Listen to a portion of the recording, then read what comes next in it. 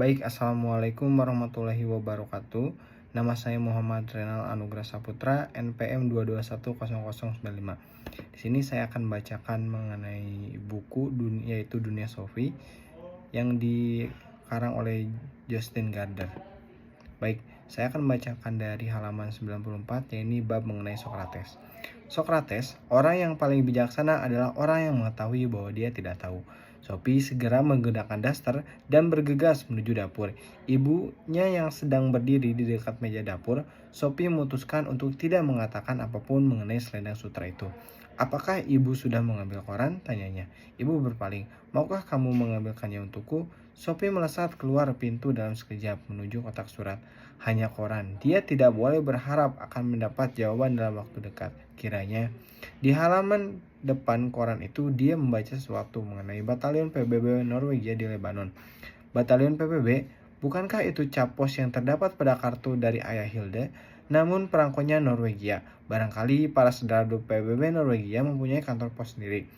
"Kamu menjadi sangat tertarik pada koran," kata ibunya ketika Sophie kembali ke dapur. Untungnya, ibunya tidak lagi berbicara tentang kotak surat dan sebagainya, baik ketika sarapan maupun selanjutnya pada hari itu. Ketika ibu pergi berbelanja, Sophie membawa surat mengenai takdir ke sarang. Dia terkejut melihat sebuah amplop putih kecil di samping kaleng kue dengan surat-surat lain dari sang filosof. Sophie yakin sekali dia tidak meletakkannya di sana. Amplop ini juga basah di sudut-sudutnya.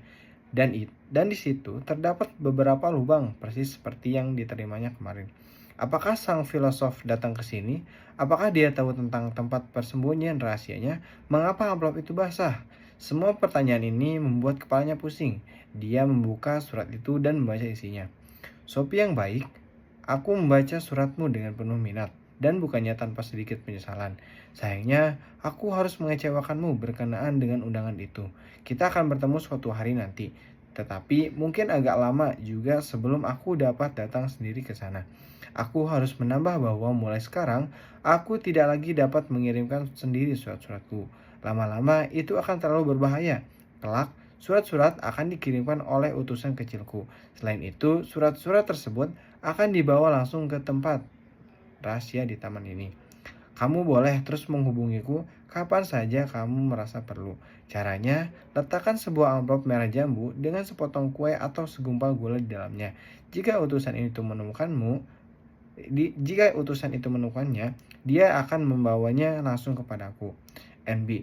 Sesungguhnya tidak menyenangkan menolak undangan seorang gadis muda untuk minum kopi, tapi kadang-kadang itu terpaksa dilakukan. NB lagi, jika kamu menemukan selembar selendang sutra merah di suatu tempat, tolong simpan baik-baik. Kadang-kadang barang milik pribadi suka tercampur-campur, terutama di sekolah dan tempat-tempat semacam itu, dan ini adalah sebuah kursus filsafat. Salam Alberto Knox. Sophie telah menjalani kehidupan hampir selama 15 tahun dan telah menerima begitu banyak surat di usianya yang masih muda, setidak-tidaknya pada setiap hari Natal dan hari ulang tahunnya. Tapi surat ini adalah yang paling aneh yang pernah diterimanya. Tidak ada cap pos di situ, bahkan surat itu tidak ditaruh di kotak surat tetapi dibawa langsung ke tempat persembunyian Sophie yang paling rahasia di semak-semak tua. Kenyataannya bahwa surat itu basah pada musim semi yang kering juga merupakan sesuatu yang misterius. Yang paling aneh dari semuanya adalah selendang sutra itu. Tentu saja sang filosof pasti mempunyai seorang murid lain. Pasti begitu. Dan murid lain ini telah kehilangan selendang sutra merah. Benar. Namun bagaimana benda itu bisa sampai di bawah tempat tidur Sophie dan Alberto Knox? Nama macam apa itu? Satu hal sudah jelas kaitan antara sang filosof dengan Hilde Mollernag. Tapi bahwa ayah Hilde sendiri sampai salah menulis alamat itu benar-benar tidak dapat dipahami. Sophie duduk lama sambil memikirkan hubungan apa yang mungkin ada antara Hilde dan dirinya. Akhirnya dia menyerah. Sang filosof telah menulis bahwa dia akan bertemu dengannya suatu hari nanti. Barangkali dia juga akan bertemu dengan Hilde. Dia membalik-balik surat itu. Kini dia juga melihat bahwa ada beberapa kalimat yang ditulis di belakang. Adakah sesuatu yang disebut kesopanan alamiah? Orang yang paling bijaksana adalah orang yang mengetahui bahwa dia tidak tahu. Pengetahuan sejati berasal dari dalam. Barang siapa mengetahui yang benar akan bertindak benar. Sophie tahu bahwa kalimat-kalimat pendek yang tertulis di dalam amplop putih itu dimaksudkan untuk mempersiapkannya menerima amplop besar berikutnya yang akan tiba tak lama kemudian. Tiba-tiba dia mendapatkan gagasan. Jika si utusan datang ke sarang untuk mengirimkan amplop coklat itu, Sophie dapat duduk saja di sana menantikan pria itu. Atau dia seorang wanita. Dia pasti hanya dapat bertanya-tanya hingga pria atau wanita itu memberitahunya ketika tentang sang filosof. Surat itu menyebutkan bahwa si utusan itu kecil, mungkinkah dia seorang anak? Adakah sesuatu yang disebut kesopanan alamiah? Sophie tahu bahwa kesopanan adalah kata yang sudah ketinggalan zaman untuk rasa malu. Misalnya karena terlihat telanjang, tapi apakah memang wajar untuk merasa malu karena itu? Jika sesuatu itu wajar, pikirnya itu sama bagi setiap orang. Jadi, pastilah masyarakat yang menentukan apa yang boleh dan tidak boleh kita lakukan. Ketika nenek masih muda, tentu saja tidak boleh berjemur dengan dada terbuka. Tapi kini, kebanyakan menganggapnya wajar. Meski hal itu dilarang keras di banyak negara. Inikah filsafat? Sophie bertanya-tanya. Kalimat berikut adalah, orang yang paling bijaksana adalah orang yang mengetahui bahwa dia tidak tahu. Lebih bijaksana dari siapa? Jika yang dimaksud sang filosof adalah bahwa seseorang yang menyadari dia tidak mengetahui segala sesuatu di dunia, itu lebih bijaksana dibandingkan dengan seseorang yang hanya mengetahui sedikit, tetapi mengira bahwa dia mengetahui segalanya. Yah, itu memang tidak sulit untuk disetujui. Sophie tidak pernah memikirkan itu sebelumnya. Tapi semakin dalam dia berpikir, semakin jelas baginya bahwa mengetahui apa yang kita tidak ketahui adalah semacam pengetahuan. Hal yang paling tolol yang diketahuinya adalah jika orang yang bersikap seolah-olah dia mengetahui segala sesuatu yang sama sekali tidak diketahuinya. Kalimat berikutnya adalah tentang pengetahuan sejati yang berasal dari dalam. Tapi bukankah semua pengetahuan itu masuk ke kepala setiap orang dari luar? Selain itu, Sophie dapat mengingat beberapa kejadian ketika ibunya atau para guru di sekolah berusaha untuk mengajarinya sesuatu yang belum dapat diterima. Namun, dia baru benar-benar mengetahui sesuatu ketika dia telah menambah suatu pengetahuan kepada dirinya. Bahkan, kadang-kadang dia tiba-tiba memahami sesuatu yang sama sekali tidak dapat dia pahami sebelumnya. Itulah barangkali yang dimaksud dengan pencerahan. Sejauh ini, tidak ada masalah. Sophie mengira dia telah dapat mencerna dengan baik ketiga pertanyaan pertama. Tapi, pernyataan berikutnya begitu aneh, sehingga mau tak mau dia tersenyum. Barang siapa mengetahui yang benar akan bertindak benar. Apakah itu berarti jika seseorang merampok sebuah bank, itu karena dia tidak mengetahui hal yang lebih baik? Sophie tidak berpendapat begitu. Sebaliknya, dia berpendapat bahwa baik anak-anak maupun orang dewasa melakukan hal-hal tolol yang mungkin mereka sesali sesudahnya. Justru karena mereka telah melakukan hal-hal yang bertentangan dengan penilaian mereka yang lebih baik. Ketika tengah duduk sambil berpikir, Sophie mendengar sesuatu bergerisik di tengah belukar kering di sisi lain pagar tanaman yang paling dekat dengan hutan. Mungkinkah itu utusan? Jantungnya mulai bergedup lebih kencang. Kedengarannya seperti seekor binatang sedang menekat dengan suara terengah-engah. Saat berikutnya, seekor labrador besar mendesak masuk ke dalam sarang. Mulutnya menggigit sebuah amplop coklat besar yang dijatuhkan di kaki Sophie. Itu terjadi begitu cepat sehingga Sophie tidak sempat bereaksi. Saat berikutnya, dia duduk dengan amplop besar di kedua tangannya. Dan si labrador keemasan telah berlari masuk ke hutan lagi. Begitu semuanya berlalu, dia baru bereaksi. Dia mulai menangis. Dia duduk seperti itu sejenak, kehilangan seluruh perasaan akan waktu. Lalu tiba-tiba dia melihat ke atas. Jadi itulah utusan yang termasyur. Sophie mengembuskan napas lega. Jelas itulah sebabnya mengapa pinggiran amplop-amplop itu basah dan ada lubangnya. Mengapa hal ini tidak terpikirkan olehnya? Kini akalnya bisa menerima saran sang filosof agar menaruh sebuah kue atau segumpal gula dan amplop jika dia menulis surat kepada sang filosof. Dia mungkin tidak selalu secerdas yang diinginkan, tapi siapa yang dapat menduga bahwa utusan itu adalah seekor anjing yang terlatih? Itu memang sedikit di luar kebiasaan. Kini dia mengabaikan sama sekali keinginannya memaksa si utusan untuk mengungkapkan tempat tinggal Albertonox. Sophie membuka amplop besar itu dan mulai membaca. Filsafat Athena. Sophie yang baik, ketika kamu membaca ini, kamu mungkin telah bertemu Hermes. Tapi kalau belum, aku tambahkan di sini bahwa dia adalah seekor anjing. Tapi jangan khawatir, kelakuannya sangat baik dan lagi pula jauh lebih cerdas dibandingkan dengan banyak orang. Dia sama sekali tidak pernah berusaha untuk menimbulkan kesan bahwa dia lebih pandai daripada yang sebenarnya. Perlu juga kamu ketahui bahwa namanya bukan tanpa makna. Dalam mitologi Yunani, Hermes adalah utusan para dewa. Dia juga dewa para pelaut. Tapi kita tidak akan mengurusi hal itu setidak-tidaknya untuk saat ini. Yang lebih penting adalah bahwa Hermes juga memberikan namanya untuk kata hermetik yang berarti tersembunyi atau tak terjangkau.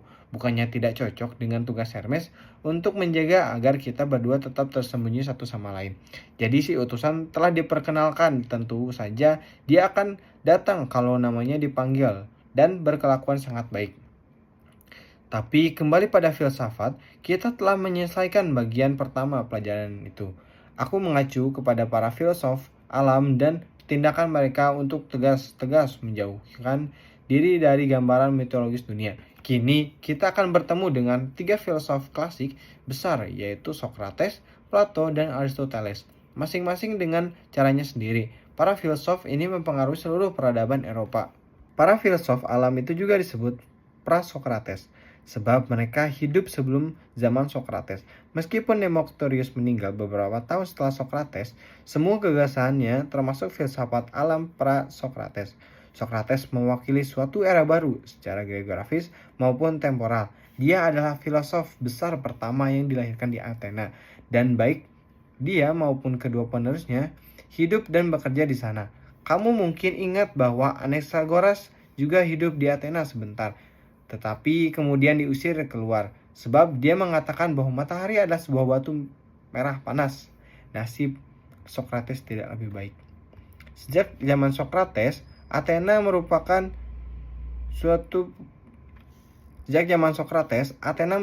pusat kebudayaan Yunani. Juga penting untuk dicatat perubahan karakter dalam proyek filsafat itu sendiri, sementara ia berkembang dari filsafat alam hingga Socrates. Tapi sebelum kita menemui Socrates, mari kita ketahui tentang sedikit kaum sofis yang menguasai panggung Athena pada masa hidup Socrates. Angkat tirai Sophie, sejarah gagasan itu seperti sebuah drama yang dengan banyak babak. Manusia sebagai pusat. Setelah sekitar 450 sebelum Masehi, Athena merupakan pusat kebudayaan di dunia Yunani. Sejak masa ini, filsafat mengambil arah baru. Para filosof alam hanya memusatkan perhatian pada hakikat dunia fisik semata. Karena itulah mereka menempati posisi sentral dalam sejarah sains. Di Athena, minat kini dipusatkan pada individu yang kedudukannya dalam masyarakat. Secara lambat laun, demokrasi berkembang dengan majelis-majelis rakyat dan pengadilan hukum. Agar demokrasi dapat dijalankan, orang-orang harus cukup berkependidikan agar dapat mengambil bagian dalam proses demokrasi. Kita telah mengambil di zaman kita sendiri bagaimana demokrasi yang masih muda membutuhkan keterbukaan pikiran masyarakat. Bagi para penduduk Athena, yang paling penting adalah masyarakat menguasai seni berpidato, yang berarti mengatakan berbagai hal dengan cara yang meyakinkan. Sekelompok guru dan filosof keliling dari koloni-koloni Yunani berkumpul di Athena. Mereka menamakan diri kaum sofis. Kata sofis berarti seorang yang bijaksana dan berpengetahuan. Di Athena, kaum sofis mencari nafkah dengan mengajar para warga negara dengan imbalan uang. Kaum sofis mempunyai satu ciri yang sama dengan para filosof alam. Mereka bersikap kritis terhadap mitologi tradisional. Namun, pada saat yang sama, kaum sofis menolak apa yang mereka anggap sebagai spekulasi filsafat yang tak berguna. Mereka berpendapat bahwa meskipun ada jawaban untuk mempertanyakan filosofis, manusia tidak dapat mengetahui kebenaran mengenai teka-teki alam dan jagat raya. Dalam filsafat, pandangan seperti ini dinamakan skeptisisme. Namun, bahkan jika kita tidak dapat mengetahui jawaban seluruh teka-teki alam, kita tahu bahwa orang-orang harus belajar untuk bermasyarakat. Kaum sofis memilih untuk menyibukkan diri mereka dengan masalah-masalah manusia dan kedudukan dalam masyarakat. Manusia adalah ukuran dari segala sesuatu, kata seorang sofis bernama Protagoras, kira-kira 485 sampai 410 sebelum Masehi. Dengan itu, yang dimasukkan adalah bahwa masalah apakah sesuatu itu benar atau salah, baik atau buruk, harus selalu dipertimbangkan dalam kaitannya dengan kebutuhan seseorang.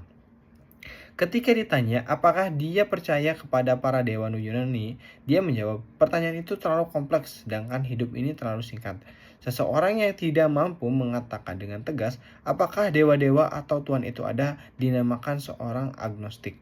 Kaum sofis biasanya orang-orang yang telah banyak berpergian dan melihat berbagai bentuk pemerintah, baik aturan maupun hukum setempat. Di negara-negara, kota bisa sangat beragam. Ini mendorong kaum sofis untuk bertanya apakah yang alamiah dan apa yang harus diharuskan karena desakan dari masyarakat. Dengan melakukan ini, mereka merintis jalan bagi timbulnya kritik sosial di negara kota Athena. Misalnya, mereka dapat mengemukakan bahwa penggunaan ungkapan seperti kesopanan alamiah tidak selalu dapat dipertahankan sebab jika kita memang kesopanan itu alamiah, mestinya itu adalah sesuatu yang terlahir bersama kita, suatu bawaan lahir. Tapi apakah itu memang bawaan lahir, sopi ataukah itu karena didesakan masyarakat? Bagi seseorang yang telah menjelajahi dunia, jawaban semestinya sederhana adalah tidak alamiah atau bukankah lahir atau bukan bawaan lahir. Jika kita merasa malu bertelanjang di tempat umum, sopan atau tidak, jelas merupakan masalah aturan sosial. Seperti yang dapat kamu bayangkan, kaum musafir sofis itu menciptakan pergulatan sengit di Athena dengan mengemukakan bahwa tidak ada norma mutlak untuk menentukan apa yang benar dan apa yang salah. Sokrates sebaliknya berusaha untuk membuktikan bahwa beberapa norma itu sesungguhnya mutlak dan secara universal benar. Siapakah Sokrates? Sokrates 470 sampai 399 sebelum Masehi. Barangkali adalah tokoh paling penuh teka-teki dalam seluruh sejarah filsafat. Dia tidak pernah menulis baris kalimat pun, namun dia merupakan salah seorang filsuf yang mempunyai pengaruh paling besar terhadap pemikiran Eropa, dan itu sama sekali bukan karena cara kematiannya yang dramatis. Kita tahu dia dilahirkan di Athena dan bahwa dia menjalani sebagian besar hidupnya di alun-alun pasar untuk berbicara dengan orang-orang yang ditemuinya di sana. Pohon-pohon di daerah pedesaan tidak mengajarkanku apa-apa padaku, katanya. Dia juga dapat tenggelam dalam pemikiran selama berjam-jam tanpa henti. Bahkan pada masa hidupnya, dia dianggap agak membingungkan dan tak lama setelah kematiannya, dia dianggap sebagai pendiri sejumlah aliran pemikiran filsafat yang berbeda-beda. Kenyataan bahwa dia begitu penuh dengan teka-teki dan membingungkan memungkinkan berbagai aliran pemikiran yang berlainan untuk menyatakan dia sebagai pendirinya. Sokrates, kita tahu bahwa dia sangat buruk rupa, perutnya gendut, matanya menonjol dan hidungnya pendek serta besar. Namun dikatakan bahwa batinnya sangat bahagia. Juga dikatakan bahwa Anda dapat menemukan pada masa sekarang, Anda dapat menemukan di masa lampau, tapi Anda tidak akan pernah menemukan padanannya. Sekalipun demikian, dia dihukum mati karena aktivitas filsafatnya. Kehidupan Sokrates hanya dapat kita ketahui melalui tulisan-tulisan Plato, yang salah seorang muridnya dan yang menjadi salah satu filosof terbesar sepanjang masa. Plato menulis sejumlah dialog atau diskusi-diskusi yang didramatisi mengenai filsafat, tempat dia menggunakan Sokrates sebagai tokoh utama dan juru bicaranya. Karena Plato menyuarakan filsafatnya sendiri melalui mulut Sokrates, kita tidak dapat yakin apakah kata-kata dalam dialog itu benar-benar pernah diucapkan olehnya, maka tidak mudah untuk membedakan antara ajaran Sokrates dan filsafat Plato. Masalah yang sama menimpa banyak tokoh sejarah lain, tidak meninggalkan penjelasan tertulis. Contoh klasik tentu saja adalah Yesus. Kita tidak dapat merasa yakin bahwa Yesus dalam sejarah itu benar-benar mengucapkan kata-kata yang dinyatakan oleh Matias dan Lukas berasal dari dirinya. Begitu pula apa yang sesungguhnya diucapkan oleh Socrates. Dalam sejarah akan selalu diliputi misteri. Namun, siapa Socrates sesungguhnya relatif tidak penting. Penggambaran Plato mengenai Socrates itulah yang telah mengilhami para pemikir di dunia barat selama hampir 2500 tahun. Seni berdiskusi. Hakikat seni Socrates terletak dalam fakta bahwa dia tidak ingin menggurui orang. Sebaliknya, dia memberi kesan sebagai seseorang yang selalu ingin belajar dari orang-orang lain yang diajaknya berbicara. Jadi, bukannya memberi kuliah seperti layaknya seorang guru tradisional, dia mengajak berdiskusi. Tentu saja, dia tidak mungkin dapat menjadi seorang filosof termasyhur kalau dia membatasi diri dengan hanya mendengarkan orang-orang lain. Dia pun tidak akan dihukum mati jika begitu. Tapi dia hanya mengajukan pertanyaan-pertanyaan, terutama untuk memulai percakapan, seakan-akan dia tidak mengetahui apa-apa. Dalam diskusi ini, dia biasanya berhasil membuat para penentang mengakui kelemahan argumen-argumen mereka. Dan karena tersudut, mereka akhirnya menyadari apa yang benar dan apa yang salah. Socrates yang ibunya adalah seorang bidan, sering mengatakan bahwa ilmunya itu seperti seorang ilmu bidan. Dia tidak melahirkan sendiri anak itu, tetapi dia ada untuk membantu selama kelahiran. Begitu pula Socrates menganggap tugasnya seperti membantu orang-orang melahirkan wawasan yang benar, sebab pemahaman yang sejati harus timbul dari dalam dirinya sendiri. Itu tidak dapat dinamakan oleh orang lain, dan hanya pemahaman yang timbul dari dalam itulah yang dapat menuntun kepada wawasan yang benar. Akan kukemukakan dengan lebih jelas. Kemampuan untuk melahirkan adalah sesuatu ciri alamiah. Dengan cara yang sama, setiap orang dapat menangkap kebenaran filosofis jika mereka mau menggunakan akal mereka sendiri. Menggunakan akal sendiri berarti masuk ke dalam diri sendiri dan memanfaatkan apa yang di sana. Dengan berlagak bodoh, Socrates memaksa orang yang ditemuinya untuk menggunakan akal sehat mereka. Socrates dapat berpura-pura bodoh atau menunjukkan dirinya lebih tolol daripada yang sebenarnya. Kita menamakan ini ironi Socrates. Ini menemukannya untuk terus mengungkap kelemahan pemikiran orang-orang. Dia tidak keberatan untuk melakukan ini di tengah alun-alun kota. Jika kamu bertemu Socrates, kamu mungkin akan dipermalukan di depan publik. Maka tidaklah mengherankan bahwa sejalan dengan berlalunya waktu, orang-orang yang menganggap sangat menjengkelkan, terutama orang-orang yang mempunyai kedudukan tinggi dalam masyarakat Athena, itu seperti seekor kuda yang lembam. Demikian perkataannya yang sangat terkenal, dan akulah pengganggu yang menyengat agar beringas. Apa yang kita lakukan terhadap para pengganggu, Sophie?